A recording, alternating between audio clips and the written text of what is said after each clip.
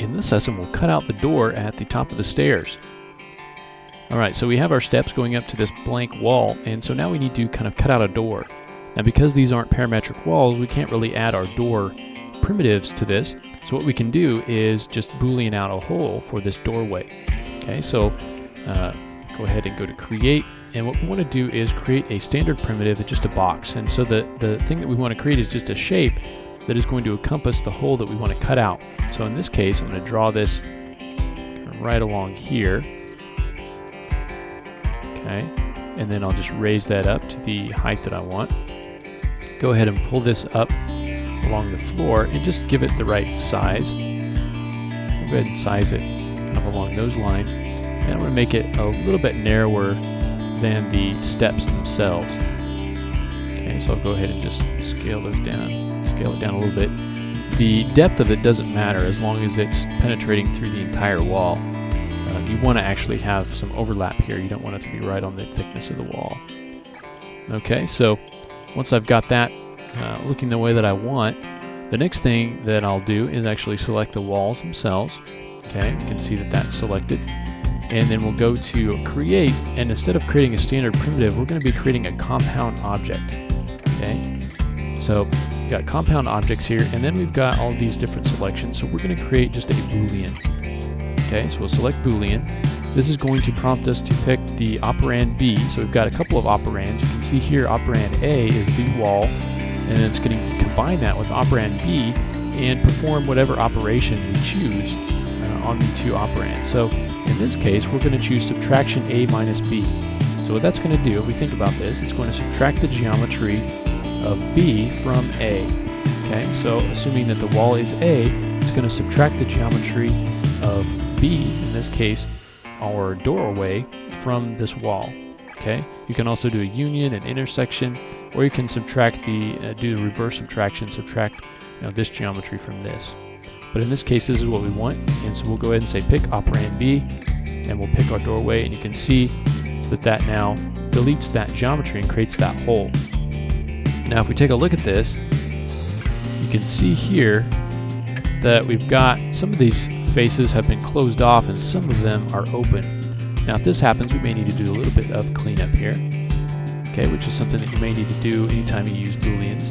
I'm going to go ahead and right click on this and say go to editable, convert to editable poly.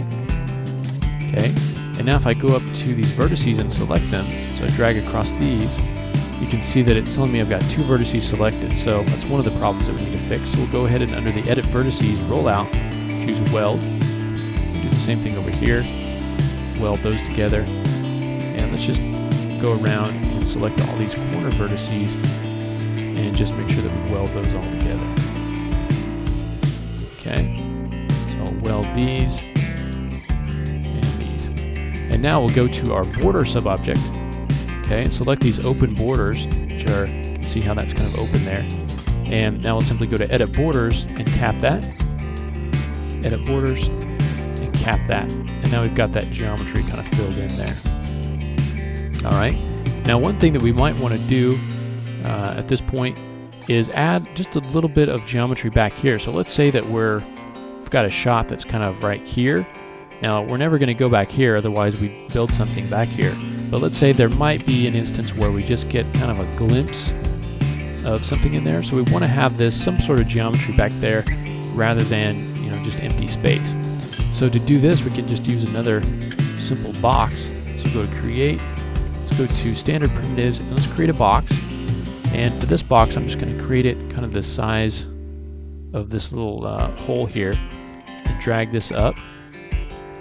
Okay, I'm going to drag up the bottom of it so that it's level with the bottom of the door. You can see kind of right in here. And we can pull that up against the wall there if we want to. Go ahead and go to perspective and see what that sort of looks like. Okay, and we can convert this to an editable poly. Go ahead and grab that polygon on the front and delete that. And now I'm going to grab the element, go to polygon, and I want to flip those polygons so that the normals are facing the inside. Okay, so we don't care about the outside of these walls because that's beyond where our ceiling is, and we're not really concerned about that. Okay, so what we are concerned about is the inside of this room, and you can, just put a simple kind of wallpaper or carpet here, and if you happen to kind of get in here to a shot that's something like that, you'll see something back there rather than having it just be empty. All right, and if you wanted to, put a doorway in here, you could actually go ahead and add a door. Once you cut the hole out, you can go ahead and add a door in there. It won't be linked up to the wall, but it'll still be there. You can have a doorway if you want to, but I just want a kind of an open doorway, I think. Okay, so, and you can put this on a layer and freeze it if you want to, so that you don't, it's not getting in your way, just like we did with the floor. Okay, so if you want to do that, again, you just come in here and go to layers. With that selected, create new layer, and we can call this spare room, and say OK to that, and then we can just spare room. We can just freeze that if we want to. Make sure that we go to an active layer here, and now we've got that frozen so that we don't accidentally select that. All right, so it's all up to you as what you want to do with the doorway. I think I'm just going to leave it open like that, and so that I can walk up to wherever you're going down the hall or kitchen or wherever that is. But we've got a little bit of geometry that just kind of gives the illusion that there's something back there, even if we're not going to spend too much time building anything. All right. So now that we've got that doorway cut in and we've got this little spare room added, let's go ahead and in the next lesson start to add a little bit of detail to the wall. So in this case, I'm going to go ahead and add kind of a large television inset into the wall right here on the front wall. So we'll go ahead and look at how we can do that in the next lesson.